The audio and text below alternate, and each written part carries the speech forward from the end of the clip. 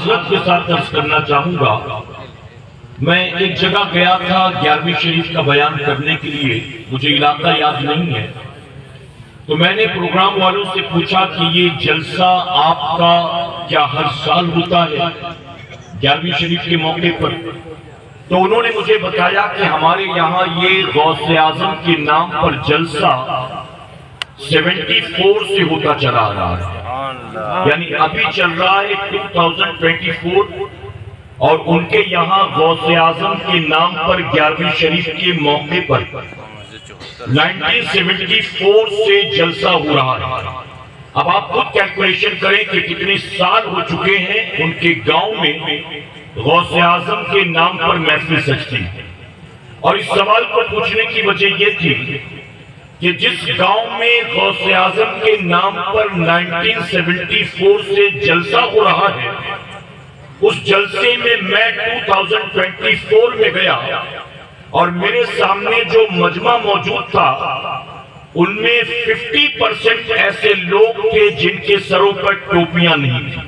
اللہ اللہ اللہ۔ تو میں نے ممبر رسول سے انہیں یہ کہا کہ 1974 سے آپ کے یہاں غوث اعظم کے نام پر محفل سج رہی ہے، اور تب سے لے کر اب تک ہم نے قوم کو یہ بھی نہیں سکھایا کہ ان محفلوں میں آنے کے آداب کیا ہیں۔ آپ ذرا سوچیں کہ 74 سے لے کر 24 تک اگر ہم اپنی قوم کو یہ بھی نہ سکھا سکے کہ ان محفلوں میں آنے کے آداب کیا ہیں، تو پھر اس کے علاوہ ہم نے اور کیا دیا ہوگا قوم کو؟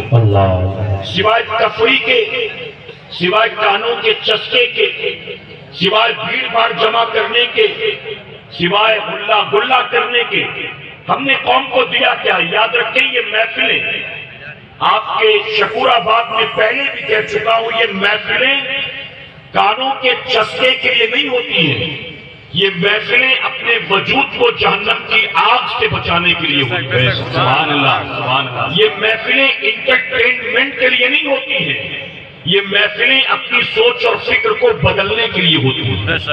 یہ محفلیں دنیا کی مال و متاع کے لیے نہیں ہوتی ہیں، یہ محفلیں اللہ کو راضی کر کے اپنی آخرت کو سنوارنے کے لیے ہوتی ہیں۔ میرے پیارے آقا علیہ الصلوۃ والتسلیم کے پیروانوں، تو ممبر سے جو پیغام دیا جائے اسے توجہ کے ساتھ سنا کریں، اور اس نیت کے ساتھ سنا کریں کہ اللہ ہمیں اس پر ضرور عمل کی توفیق بھی عطا فرمائے۔ میرے پیارے آقا کے پیروانوں، اگر آپ صبح کے 4-5 بجے تک تقریر سنیں اور پورے رات بھر کے جلسے میں آپ نے کچھ حاصل ہی نہیں کیا، بس بھیڑ کا حصہ بن گئے، بیٹھے رہے، سنا چلے گئے، اور آپ کی سوچ اور فکر میں، آپ کی لائف سٹائل میں، آپ کی زندگی میں کوئی تبدیلی نہیں ہے، تو پھر آپ نے حاصل کیا کیا؟ ایک کسان بھی کھیت میں محنت کرتا ہے تو مقصد کیا ہوتا ہے؟ Time pass? کیوں محنت کرتا ہے؟ اگر وہ کھیت جوتتا ہے، اس کے اندر پانی ڈالتا ہے، بیج ڈالتا ہے، کھاد ڈالتا ہے، اس کی رکھوالی کرتا ہے، تو اس ساری محنت کے پیچھے کچھ نہ کچھ مقصد تو ہوتا ہے۔ آپ کا بھائی، آپ کا بیٹا، آپ کا دوست، کسی بہن کا شوہر اپنے گھر بار کو، وطن کو، ماں باپ کو چھوڑ چھاڑ کر اگر بامبے جاتا ہے، سعودی جاتا ہے، دبئی جاتا ہے، تو کیوں جاتا ہے؟ جانے کا مقصد کیا ہے؟ ہر کام کے پیچھے کوئی نہ کوئی مقصد تو ضرور ہوتا ہے، ہر کام کے پیچھے کوئی نہ کوئی ایم تو ضرور ہوتا ہے۔ ان محفلوں کا مقصد کیا ہے؟ ان محفلوں کو سجانے کا مقصد کیا ہے؟ ان محفلوں میں ہمارے آنے کا مقصد کیا ہے؟ تو ہماری توجہ وہاں ہونی چاہیے کہ انشاءاللہ۔ میرے پیارے آقا علیہ الصلوۃ والتسلیم کے پیروانوں، یہ چند جملے میں نے تمہید کے طور پر آپ کے سامنے عرض کر دیے۔ اب میں آپ سے کچھ سوال پوچھنا چاہتا ہوں، آپ مجھے بتائیں، یہ زندگی ہمیں اور آپ کو کس نے عطا کیا ہے؟ ہمارے گھر میں جو رزق موجود ہے وہ ہمیں کس نے عطا کیا؟ ماں باپ ہمیں کس نے عطا کیے؟ آنکھوں کو دیکھنے کی طاقت کس نے عطا کی؟ زبان کو بولنے کی صلاحیت کس نے عطا کی؟ کانوں کو سننے کی صلاحیت کس نے عطا کی؟ ہمیں ہاتھ اور پیر کس نے عطا کیا؟ بس یہ 10-12 لوگ جواب دے رہے ہیں۔ اگر سارے مل کر اللہ کہیں گے تو شیطان کہیں آس پاس ہوگا بھی نہ تو اللہ کا نام سن کر بھاگ جائے گا۔ اور ایک بات یاد رکھو مسلمانوں، میرے نبی نے فرمایا کہ اللہ رب العزت جب تک اپنے بندے کا، توجہ سے سننا اور زندگی بھر یاد رکھنا، میں نے شروع میں پوچھا تو چند لوگوں نے کہا اللہ، پھر دوبارہ پوچھا تو پھر انہوں نے کہا اللہ، تیسری بار پوچھا تو تھوڑے کم ہو گئے، پھر اور کم ہو گئے، پھر اور کم ہو گئے، تو میرے نبی نے 1450 سال پہلے فرمایا کہ اللہ رب العزت جب تک بندے کا پہلی بار اللہ کہنا قبول نہیں کرتا، اسے دوسری بار اللہ کہنے کی توفیق ہی نہیں دیتا۔ سبحان اللہ۔ اگر کسی نے 10 بار کہا تو یہ اس بات کی گارنٹی ہے کہ 9 بار اللہ نے قبول کیا ہے، تب 10ویں بار کی توفیق عطا کی۔ اور یہ 3 بار میں تھک گئے، 3 بار کے بعد اللہ کا نام زبان پہ نہیں آتا۔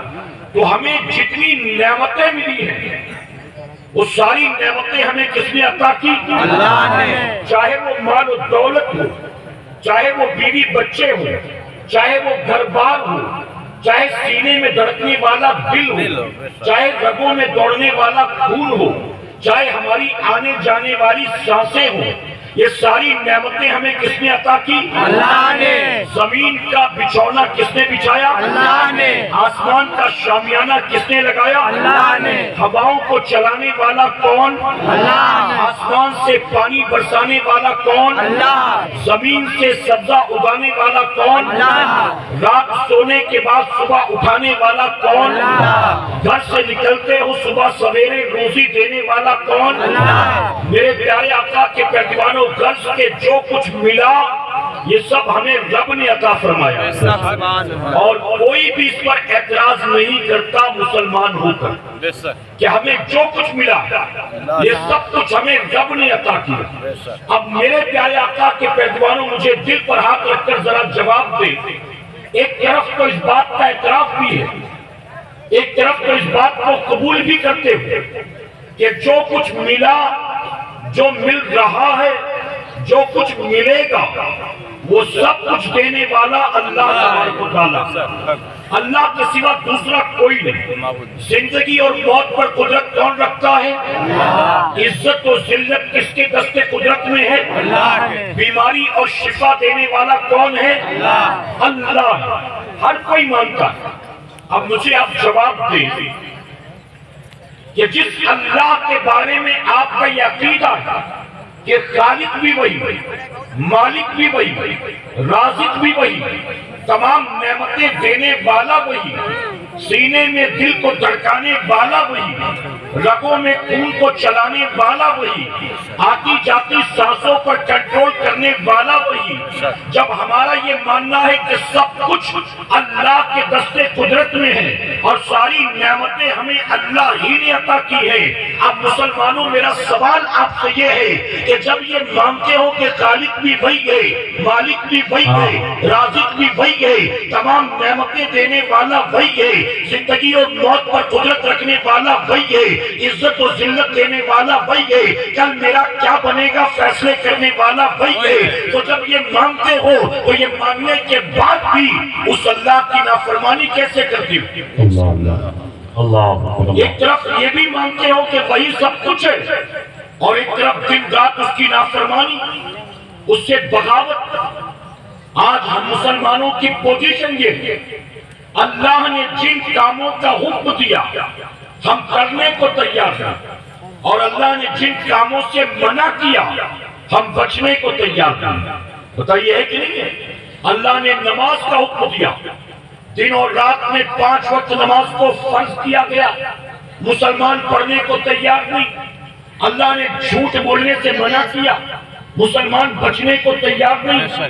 اللہ نے غیبت اور چغلی کرنے سے منع کیا، اللہ نے ناچ گانے سے منع کیا، اللہ نے فحش کلمات سے منع کیا، اللہ نے ماں باپ کے ساتھ بدسلوکی سے منع کیا، اللہ تبارک و تعالیٰ نے شراب سے منع کیا، جوئے سے منع کیا، زنا سے منع کیا، لیکن بچنے کو تیار نہیں۔ میرے پیارے آقا کے پیروانوں، آج بہت معذرت کے ساتھ یہ بات کہنی پڑتی ہے کہ جیسے جیسے دنیا ترقی کر رہی ہے ہے، ویسے ویسے مسلمانوں کے حالات بد سے بدتر ہوتے چلے جا رہے ہیں۔ ہم اور آپ مسلمان ہیں اور اس لیے ہیں کیونکہ مسلمان ماں کی کوکھ سے پیدا ہوئے۔ ہم اور آپ مسلمان ہیں اور اس لیے ہیں کیونکہ مسلمان باپ دادا کے گھر میں پیدا ہوئے۔ علاوہ اس کے بتائیے ہماری زندگی میں اسلام کیا نظر آتا ہے؟ ہمارا اخلاق اسلام کے مطابق ہے، ہمارا کردار اسلام کے مطابق ہے، ہمارا چہرہ اسلام کے مطابق ہے، ہمارا لباس اسلام کے مطابق ہے، ہمارا چلنا پھرنا اٹھنا بیٹھنا اسلام کے مطابق ہے۔ ہم چونکہ پیدائشی مسلمان ہیں اس لیے دنیا ہمیں مسلمان سمجھتی ہے اور ہم بھی اس لیے عید بقرہ عید منا لیا کرتے ہیں۔ علاوہ اس کے پریکٹیکلی ہماری لائف میں اسلام کہاں نظر آتا ہے؟ آج جھوٹ بولنے میں ہم آگے ہیں، گالی گلوچ میں آگے ہیں، ناچ گانے میں آگے ہیں، سود جوئے میں آگے ہیں، ماں باپ کی نافرمانی میں آگے ہیں، دوسروں کی بہو بیٹیوں کو چھیڑنے تالیاں سیٹیاں بجانے میں آگے ہیں، ایک دوسرے سے لڑنے جھگڑنے میں آگے ہیں، شادی بیاہ میں ناچ گانا کرنے میں آگے ہیں۔ میرے پیارے آقا کے پیروانوں، بلکہ دو برائیاں قوم مسلم میں اس وقت بہت تیزی کے ساتھ پھیل رہی ہیں۔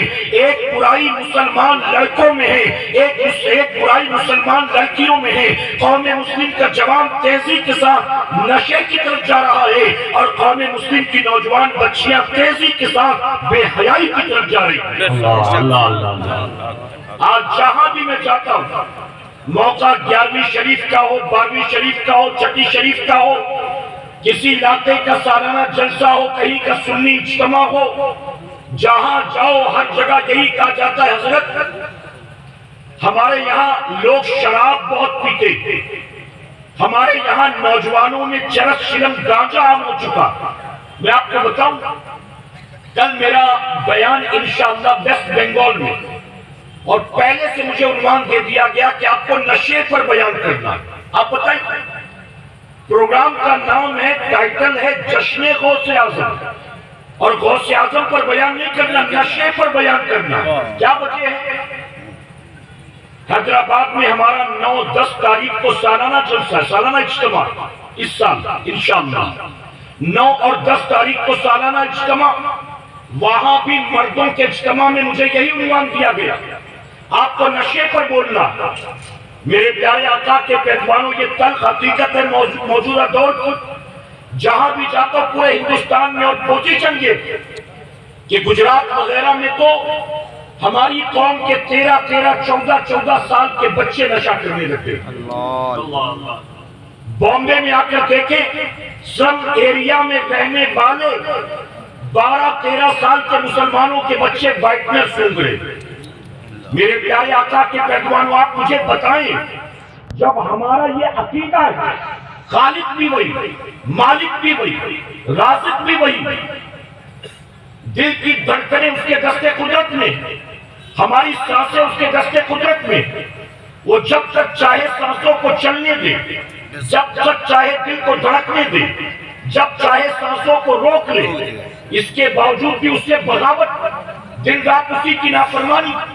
میرے پیارے آقا علیہ الصلوۃ والتسلیم کے پیروانوں، میں آپ سے سوال پوچھتا ہوں، آپ مجھے بتائیں اگر آپ پر دنیا میں کوئی معمولی سا فیور کر دے، کوئی معمولی سا احسان کر دے، پیسوں کی ضرورت تھی، کوئی انتظام نہیں تھا، کسی دوست کو پتا چلا تو اس نے خود لا کر آپ کو 2-4-5 ہزار دے دیے، یہ کہہ کر کہ اس کو رکھ لو، جب ہوگے تو دے دینا، آپ زندگی پر اس کا احسان یاد رکھیں گے کہ نہیں یاد رکھیں گے؟ آپ کہیں گے بہت ٹائم پر کام آیا تھا میرا دوست، میں اس کے احسان کو کبھی نہیں بھول سکتا، جب مجھے کچھ سجھائی نہیں دے رہا تھا، میں پریشان تھا، کہاں جاؤں کیا کروں، کچھ پتا نہیں تھا، ایسے میں میری مدد کے لیے وہ کھڑا ہو گیا۔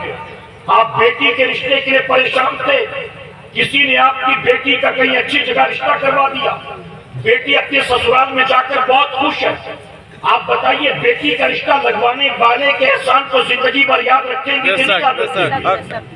آپ کا بیٹا بے روزگار گاؤں میں آوارہ گردی کر رہا تھا، کسی رشتہ دار یا پڑوسی نے کہا بامبے بھیج دو، میں اسے ایک اچھی جگہ لگوا دیتا ہوں، تمہارا بیٹا پڑھا لکھا ہے، آپ نے اپنے بیٹے کو بامبے بھیج دیا اس کے بھروسے اور اس نے اس کو جاب پر لگوا دیا، آپ کا بیٹا وہاں سے فون کر کے انفارم کرتا ہے بہت اچھی کمپنی ہے، نوکری بھی بہت اچھی ہے، ٹائم ٹیبل بھی بہت اچھا ہے، سیلری بھی ٹائم پر ملتی ہے۔ اب بتائیے جس نے آپ کے بیٹے کو یہ جاب لگوایا تھا، آپ زندگی بھر اس کا احسان یاد رکھیں گے کہ نہیں یاد رکھیں گے؟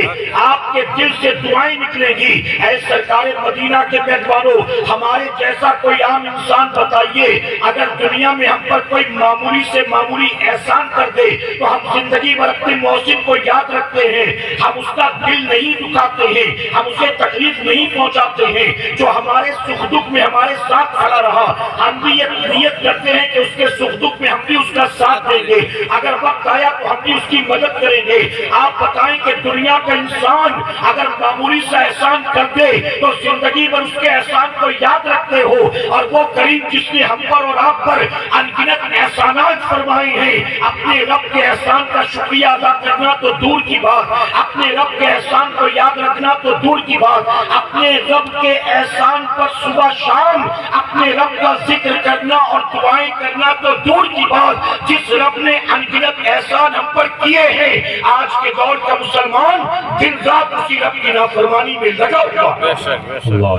کیا بتاؤ اگر پیر صاحب یہ کہہ دیں کہ بیٹا فلاں آدمی کے ساتھ مت اٹھا بیٹھا کر، مجھے وہ آدمی پسند نہیں ہے، تو پیر کی بات مانو گے کہ نہیں مانو گے؟ اگر آپ کے والد صاحب کہہ دیں کہ اس لڑکے کے ساتھ دوستی ختم کر دے، وہ لڑکا اچھا نہیں ہے، اس کے بارے میں مجھے رپورٹ ملی ہے کہ اس کے اندر بہت برائیاں، بیٹا اس کے ساتھ مت اٹھ بیٹھ، بتائیے باپ کی بات مانو گے کہ نہیں مانو گے؟ اگر بیوی کوئی بات کہہ دے، آج شام کو آتے آتے فلاں جگہ کی مٹھائی لے آنا، تو بیوی کا دل رکھو گے کہ نہیں رکھو گے؟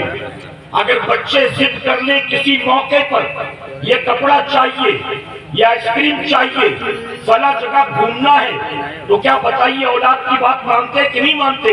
میرے پیارے آقا علیہ الصلوۃ والتسلیم کے بیٹھ والوں، ہم جیسا انسان ہم پر کوئی معمولی احسان کر دے یا ہم اپنے جیسے انسان سے اگر محبت کرتے ہیں تو ہم کوشش کرتے ہیں کہ اس کی دل آزاری نہیں ہونی چاہیے، اس کی نافرمانی نہیں ہونی چاہیے، اس کی خوشی کا خیال رکھنا چاہیے۔ اللہ تبارک و تعالیٰ نے ہمیں اور آپ کو انگنت نعمتیں عطا کی، ہم مانتے ہیں کہ جو کچھ ہمیں دیا ہے سب اللہ نے دیا ہے، لیکن اس کے باوجود نعمت دینے والے رب کا شکر ادا کرنا تو درکنار، نعمت دینے والے رب کی ہم دن رات نافرمانی میں لگے ہوئے ہیں۔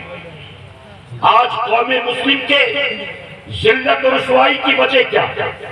میرے پیارے آقا کے پہلوان حضرت ابراہیم بن ادھم رحمۃ اللہ تعالی کی بارگاہ میں ایک نوجوان آیا، آ کر کہتا ہے کہ حضور اپنے آپ کو بہت گناہ سے برائی سے بچانے کی کوشش کرتا ہوں لیکن بچ نہیں پاتا، بہت سوچتا ہوں کہ بچوں لیکن کنٹرول نہیں کر پاتا، آپ مجھے کوئی ایسا طریقہ بتائیں، ایسا کوئی نسخہ بتائیں کہ میں گناہ اور برائی سے بچ جاؤں۔ میری قوم کے جوانوں یاد رکھنا، توجہ سے سننا، اور آئندہ کبھی دل گناہ کی طرف آمادہ کرے تو اسے یاد کر لینا۔ ابراہیم بن ادھم رحمۃ اللہ تعالی نے فرمایا اگر آئندہ کبھی تیرا گناہ کرنے کو جی چاہے تو ایک کام کرنا۔ اس نے کہا کیا کام؟ کہا اگر آئندہ کبھی نفس چاہے گناہ کرنے کو تو اللہ کی زمین سے کہیں اور چلے جانا، اللہ کی زمین سے نکل جانا اور پھر وہاں جا کر جو جی چاہے کرنا۔ وہ نوجوان کہتا ہے حضور ساری کائنات کا خالق و مالک تو اللہ ہی ہے، میں کہاں جا سکتا